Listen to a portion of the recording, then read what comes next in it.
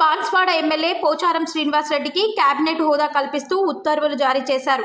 గత గులాబీ ప్రభుత్వంలో ప్రత్యేక తెలంగాణ రాష్ట్రం ఏర్పాటైన తర్వాత పోచారం వ్యవసాయ శాఖ మంత్రిగా కేటాయించారు.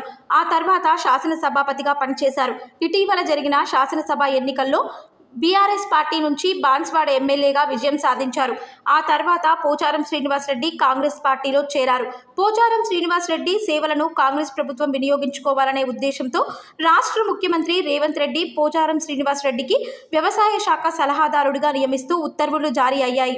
బాన్స్వాడ ఎమ్మెల్యే శ్రీనివాస్ రెడ్డికి కేబినెట్ హోదా కల్పిస్తూ ఉత్తర్వులు జారీ కావడంతో బాన్స్వాడ నియోజకవర్గంలో కాంగ్రెస్ పార్టీలో సంబరాలు కాంగ్రెస్ శ్రేణులు జరుపుకుంటున్నారు. అన్ని శాఖలపై పట్టుగల పోచారం శ్రీనివాస్ రెడ్డికి మళ్లీ కాంగ్రెస్ ప్రభుత్వం సర్వత్రా హర్షం వ్యక్తం చేస్తున్నారు.